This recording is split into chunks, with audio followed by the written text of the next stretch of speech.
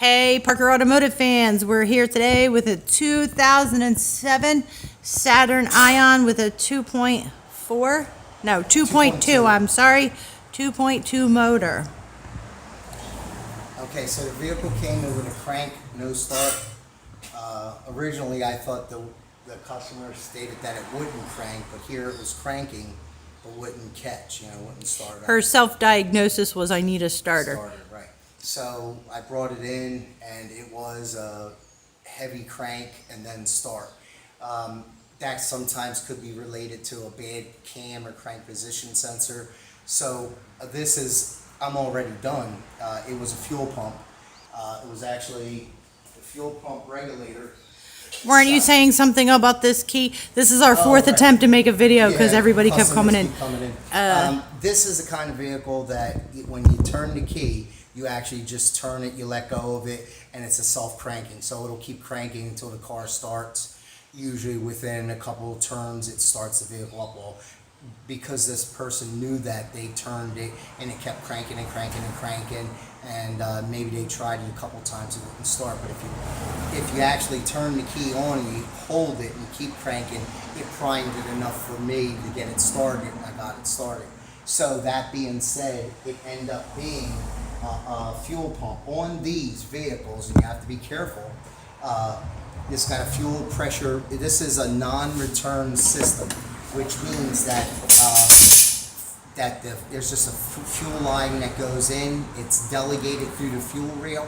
It has its own fuel rail pressure regulator on the rail itself, so it doesn't bleed back. So what happens is you can check the pressure on the port.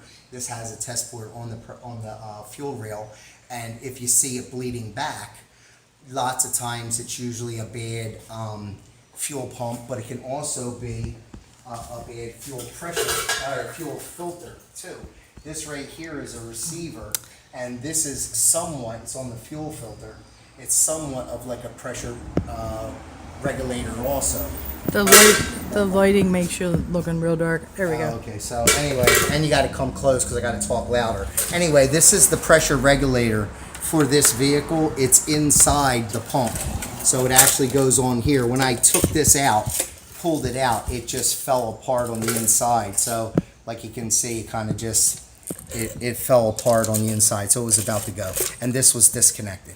So what was happening is it was bleeding back, so it was able to pull fluid, pump, and push it in. It just wasn't holding it, it wasn't retaining it, so that it would bleed off, and then you wouldn't have no fuel in the lines to get it to start again. Anyway, so coming over to here, while I had this lady's thing off, she's got a P0445. And the reason why I got this on is so I can show possibly, she's getting a P0442. Here, if you give it to me, I'll do it. What if it comes off? Come all the way over. So right here, this is your fuel line, and it looks like somebody replaced it because these are commonly go bad. And this right next to it happens to be an evap line. You can see it's damp right there, and hopefully I can get you to see. I'm just letting people see. This is the easiest way to check it with the gas tank down, but this is where a lot of these cars are getting their evap codes from, or they're getting them from this leakage or from that spot. So I'm just gonna, what I do is I'm actually gonna do the whole, this is the line that goes up to the evap system, which comes to the canister purge valve, or the canister vent valve. It goes right here. This is the vent valve, there's the map sensor, and then the canister purge. Okay, so I'm gonna add some pressure to it right now. Let's see. And I don't know if you can see it, but it's where it says, I can feel it blowing out. You can kind of see, you see the smoke? See it right there? You see the smoke, right? Not really on video. Okay, so. It's maybe too bright. Too bright, let's see. Nope. Not very enough. Maybe move the light around.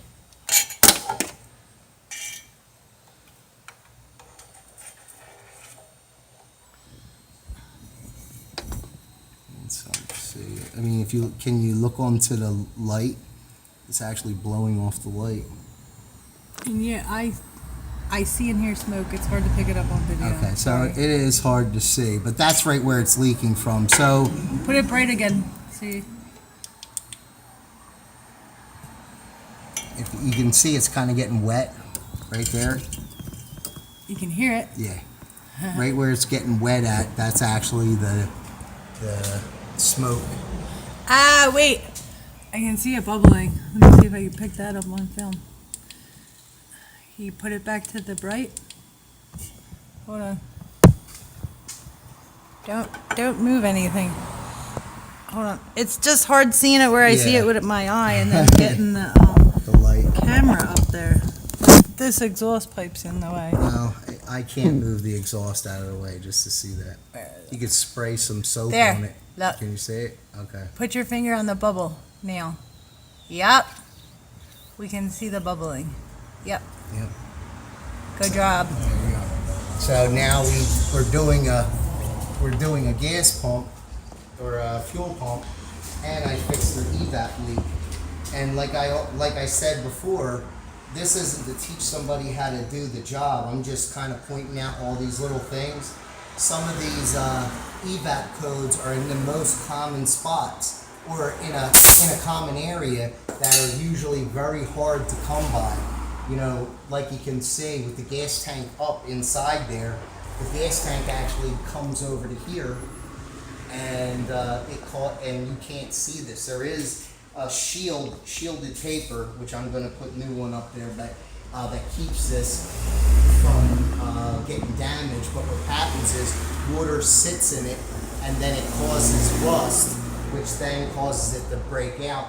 And I can see somebody put a new fuel line in, but they didn't put the new steel vacuum line. So I'm gonna, for right now, I'm actually just gonna cut this, and I'm gonna cut it probably, it seems to be pretty good to about here, cut it, and I'm just gonna put a fuel line on there and a hose clamps, and it'll be perfect because the system only holds about tops 3 PSI, so it's not gonna hurt anything. Oh, so I'm going to give a quick shout out to our Redline Smoke Pro, because when the gas tank is up, like clearly that is a rusted out fuel line or evap line or whatever. It's clearly rusted out. It's easy to see. We can see it. But when the gas tank's up, it's hard to see. But he saw it. This car's been here. This is one of our preferred customer cars, so she comes here a lot for all her repairs.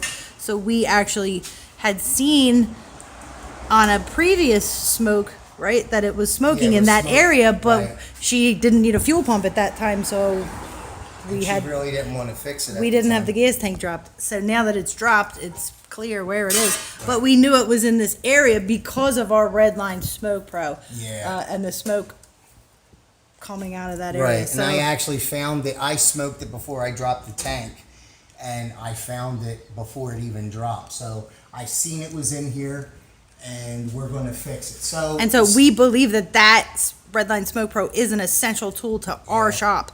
And definitely. we definitely do. Definitely. Recommend and another the thing shop has is if you're a private person and you're having a fuel, these on all these from like 2003 and up on this Saturn